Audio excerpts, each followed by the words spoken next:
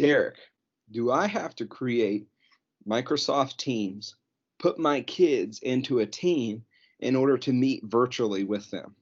That's a frequently asked question I received this week, and I want to help address that. And hopefully, we get a better understanding of Microsoft Teams in the process. The answer is no. You do not have to create Microsoft Teams, put your kids into teams just to meet with them. In fact, for most cases, I would say that would probably just add to confusion. So I wouldn't do that. But let's try to look at Microsoft Teams, and maybe we'll get a better understanding of how this works.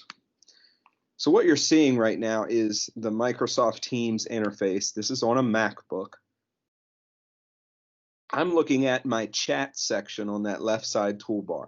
And what you'll see here are all the individual chats between teachers and I, or meetings that I was a part of where a chat was generated in the chat bar, okay? And those meeting chats are kind of archived over here on this scrolling section.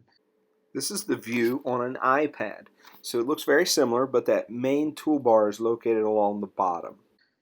And I can actually go back and access those chats and contribute to the chat. So I can go back to this Nearpod training I did yesterday, or 2 days ago now, and I could contribute to the chat. I don't know that anyone's going to see it, but it would actually appear in their running list of chats as well. Because that meeting hasn't officially ended. I could go back and rejoin it if I want to. None of us have intentions of doing that, so it's just going to sit there. I could remove these chats. Obviously, I have a long list here, so I could need to probably clean that up and remove some. And understand, too, you could click this button and send an individual chat to people in our K-12 network, and it will appear for them in their chat section. That's pretty neat. If I click the Teams icon, you're going to see all the teams that I am actually a part of. Now, let's be clear here.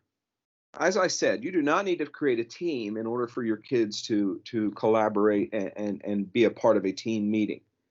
That's not necessary. Microsoft Teams in itself really functions as a full-fledged learning management system. You can do assignments, tests, quizzes, and grades right inside of Microsoft Teams. We, as Berkeley County, are not using Microsoft Teams in that capacity.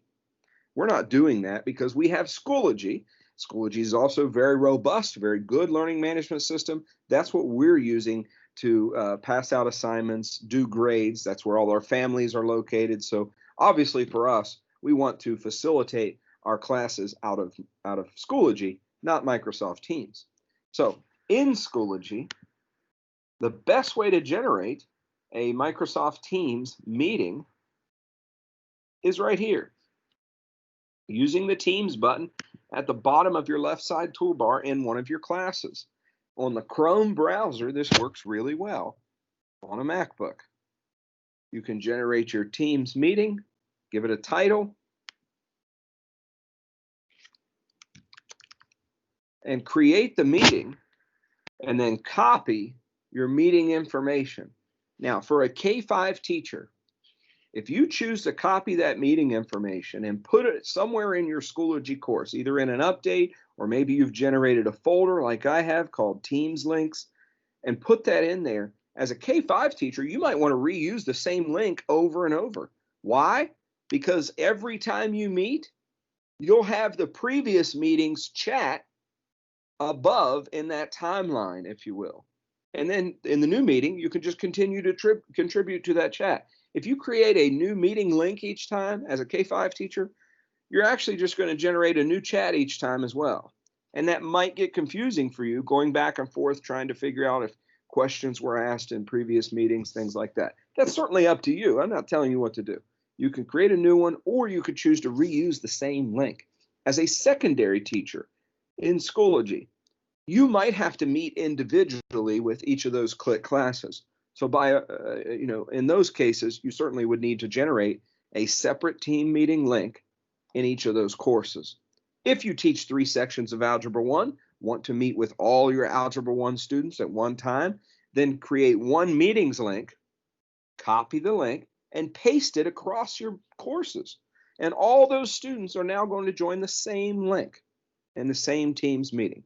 So I hope that clears up some confusion. You do not need to put students in a team. I wouldn't recommend that. But the easiest way to join a meeting is just to generate that meeting in Schoology, paste it right there in your course, and you and the students would join from that same link.